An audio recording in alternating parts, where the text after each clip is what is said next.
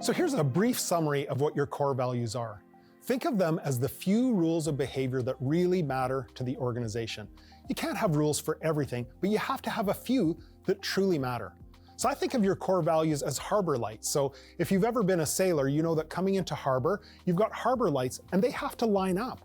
So if I have 3 harbor lights and one is out here, that doesn't work. The harbor lights all have to be in a row for this to work. And so it is with your core values. You have to value all of those things for things to really work. They're the attitudes and behaviors that you refuse to walk past. They're the things that you hope your company will stand for in 50 years and that you hope would even be true of your own family. You know, I have a client who they discovered their core values. They went through that whole process. They rolled them out over a period of time with the company, and they thought they were so powerful that one of the owners of the company got a block of stone, and he had his core values carved in stone, and he put it on his living room wall so that his whole family could see it. Because he said, at the end of the day, I hope my whole family can live by these core values. They're the behaviors that describe your best employees. And they're behaviors that are going on for real every day in the business. They're not dreams that you aspire to or that sound good on a piece of paper. They're actually happening. They're not that calligraphied, framed thing that everyone is numb to. Just remember that your core values aren't invented. They already exist. It's your job to just put words to them. Ask yourself, what's made us successful up to now? And let's get those things and let's get more of them so that everyone who comes into the organization knows what really matters to us and knows what has made us a success.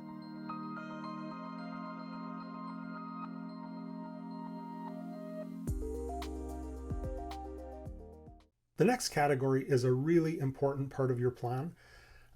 It's the most important HR tool that you have, and that's discovering your core values. Core values are the few rules of behavior that really matter to the company. They're attitudes and behaviors that you refuse to walk past. You'll defend them if necessary.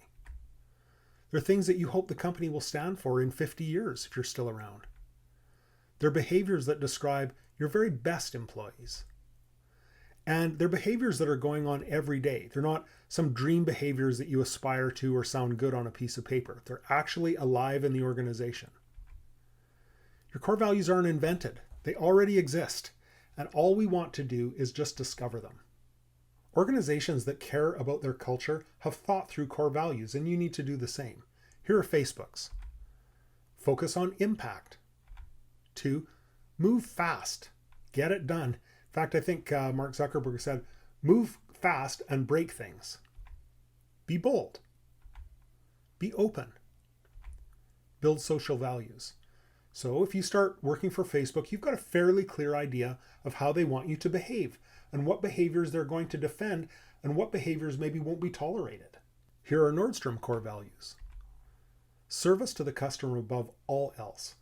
Now, for those of you who have shopped at Nordstrom, they're a very high-end retailer. They're kind of like a department store, and they offer a lot of different products, but all very high-end and all backed by phenomenal service. And you've probably heard stories about Nordstrom's outstanding service, like one that I recently heard where a person exchanged a tire there. Well, they don't sell tires. So that may be urban legend, I don't know, but I've heard and experienced some of the great service that they offer. It's their number 1 value. Number 2, hard work and individual productivity. Number 3, never satisfied. And number 4, excellence and being part of something special. That's the kind of culture that they want to build, and they've outlined it because they have employees constantly coming into their organization, just like you do. Well, they don't know what your values are. You know them. The core people around you who have been with you for a long time, they know them. But new people don't. And so you have to outline them and spell out exactly what you're looking for in terms of behavior so that they know. How can they know unless you tell them? Here's some questions that you can use to help you find your core values. First, what are the behaviors of your best employees? Are some of those behaviors core to the company? If you could choose someone to clone, who would it be? And what particular behaviors would you clone in them that you wish everyone would exhibit? Maybe that's a core value for you.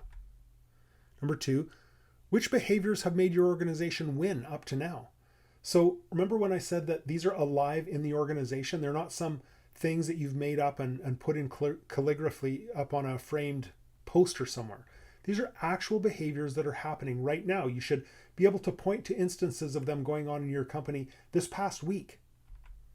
Number 3, which behaviors make you angry? Is your anger related to something that's a core value? So I'm in a very service-based business, and in my organization, if someone were, forget rude, no one would be rude to a client in my organization, I believe firmly with all of my heart, but even indifferent.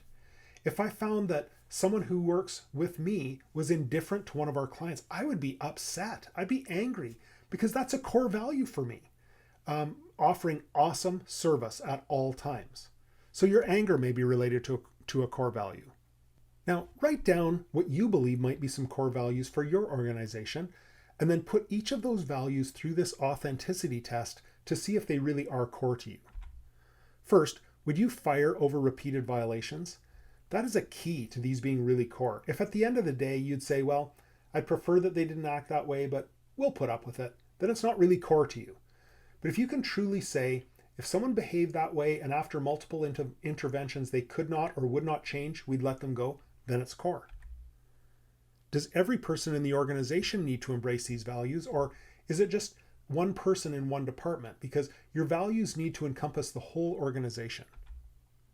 3, are they real, not aspirational?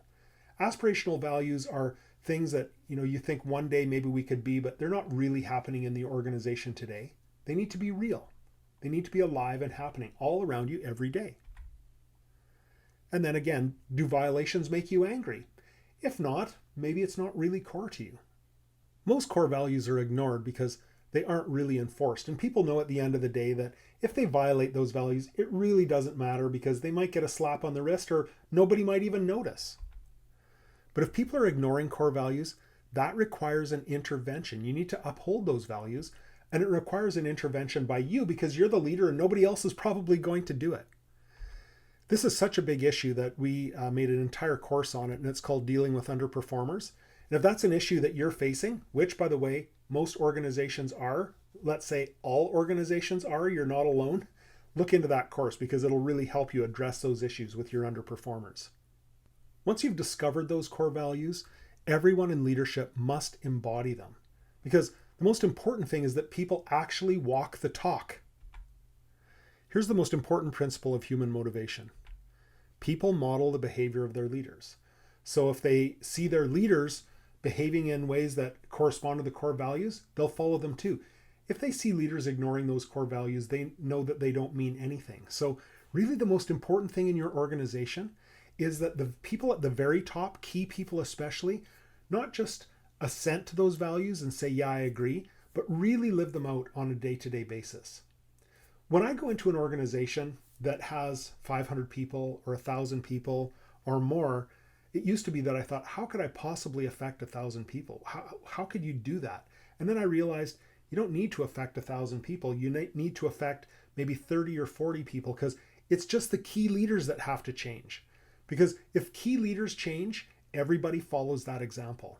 So make sure that your core leaders, starting with you, are modeling those core values. I'm going to give you a little challenge. I'm going to ask you to score yourself out of 10 on each of the core values that you've written down. Sometimes we can get into a habit of complaining about the behaviors of people around us, but it could be that they're modeling your behavior. So that's where it has to start. If you think those behaviors are really core and they're truly core values to you and your organization, then you need to be living them out at a level 10 every day. Your attitude has to be locked in at that 10 level. And once it is, then you're going to see those core values start to trickle down. So would you score yourself on those? Are you an outstanding example of how each one should be lived out? And if not, how can you get better at that? Now it's your turn. Take your one-page plan template and fill in that core values section. It's the third section down on the left-hand column, and put in your 3 to 5 core values. They may change. We're going to try them on over time, but put down what you have for now.